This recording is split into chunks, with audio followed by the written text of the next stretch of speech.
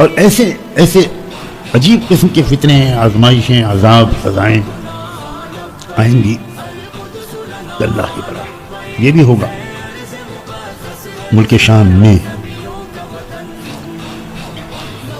اور لوگ اس قدر کمزور پڑ جائیں گے کہ لومڑیاں بھی اگر حملہ کر دیں گی تو مقابلہ نہیں کر پائیں. ثم يبعث الله عند ذلك رجلا من عترة الرسول صلى الله عليه وآله وسلم في 12,000 إن قلوا و15,000 إن كثروا. پھر اللہ تعالیٰ رحمت العالم صلی اللہ علیہ وسلم کی اولاد میں سے، ان کی نسل میں سے ایک شخص کو کھڑا کرے گا، اور ان کے ساتھ 12 یا 15,000 لوگ ہوں گے بس. امارتهم او علامتهم امد على 3 رايات. جب کوئی فوج اپنی کارروائی کرتی ہے تو اس میں ایک کوڈ ورڈ طے ہوتا ہے کہ آپس میں ایک دوسرے کو پہچاننے کے لیے کوئی ایک آدھ کوڈ ورڈ طے ہوتا ہے. تو وہ جو لوگ ہوں گے 12 یا 15,000، ان کے درمیان کا کوڈ ورڈ جو ہوگا وہ امت. میں بار بار عرض کر رہا ہوں کہ امت کی جامع تربیت کی ضرورت ہے. ہمارے یہاں جامع تربیت کا کوئی تصور نہیں، کوئی تصور کچھ نہیں. اس پر میں جتنا دکھی ہوں، میرے دکھ کو سمجھنے والا بھی آج تک مجھے نہیں دیا، بالکل نہیں. راز کو راز رکھنا، ایک اجتماعی ڈسپلن کے ساتھ کام کرنا، کسی قائد کی قیادت میں کام کرنا، اس کی کوئی تربیت ہوئی ہماری؟ بھائی 3 جھنڈے ہوں گے ان کے دشمنوں کے مقابلے میں، جو ان کے مقابلے میں ہوں گے ان کے 7 جھنڈے ہوں گے. کیا تفصیلات اس دور میں منطبق ہو رہی ہیں میں نہیں بتاؤں گا، جو فیس دے گا اس کو بتاؤں گا. شہادت یہ ہے فیس. بیگم سے پوچھتا ہے مت ڈریے، اور کل کو خانقاہ سے واپس بلا لیں. ہاں یہ امید ہے تم مکاری کر سکتے ہو، وہ بہت اچھی. اللہ، میں مذاق نہیں کر رہا، کاش ہمارے اندر جذبہ پیدا ہو. ليس من صاحب راية إلا وهو يطمع بالملك. یہ جو 7 گروپ ہوں گے مخالف، ان کا مطمع نظر صرف حکومت پر قبضہ کرنا.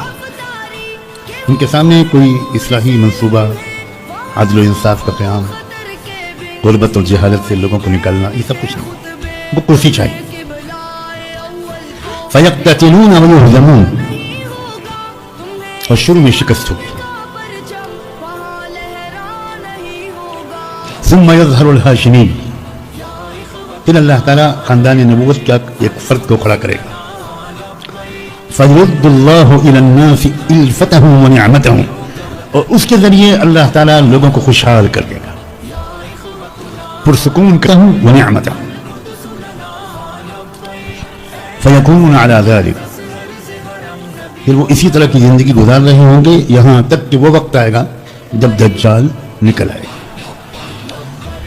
اس حدیث کو حاکم نے مستدرک میں روایت کیا ہے اور یہ کہا ہے کہ ھذا حدیث صحیح الاسناد.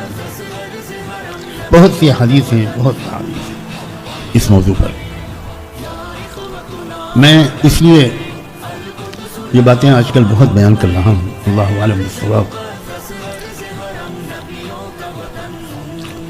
کہ ہمارے اندر بھی موجودہ حالات کی رعایت کرتے ہوئے شریعت کی روشنی میں دھیرے دھیرے بلکہ تیز رفتاری سے اجتماعی نظام کے تحت جینے کی مشق ہونی چاہیے. یہ مشق نہیں ہوگی تو ہم قافلے سے بہت پیچھے رہ جائیں گے. ملک شام کے موجودہ حالات نے یہ بالکل بتا دیا ہے کہ اب بہت جلدی دنیا کا نظام بدلنے والا ہے. ہمارے ملک میں اس کا کوئی تذکرہ میرے علم کے مطابق نہیں ہو رہا ہے.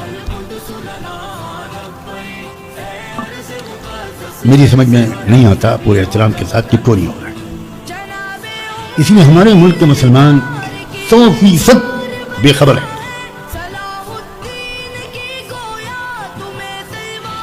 اجتماعی نظام کے تحت جینے کی مشق پہلے سے کرنی پڑتی ہے. دھیرے دھیرے وہ مزاج بنتا ہے کہ ہم اجتماعیت کے ساتھ، سمع و طاعت کے ساتھ، ڈسپلن کے ساتھ رہیں، ورنہ بالکل انفرادی دینداری ہے.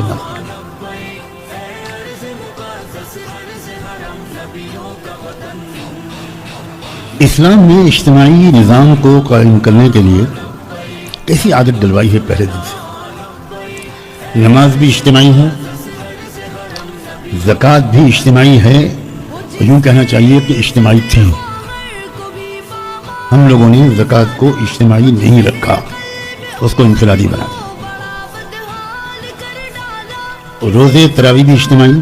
آپ غور کریں، ایک مہینے میں پوری امت مسلمہ ایک ساتھ روزہ رکھتی ہے. ایک اجتماعیت پیدا ہو جاتی ہے اس انفرادی عمل میں بھی.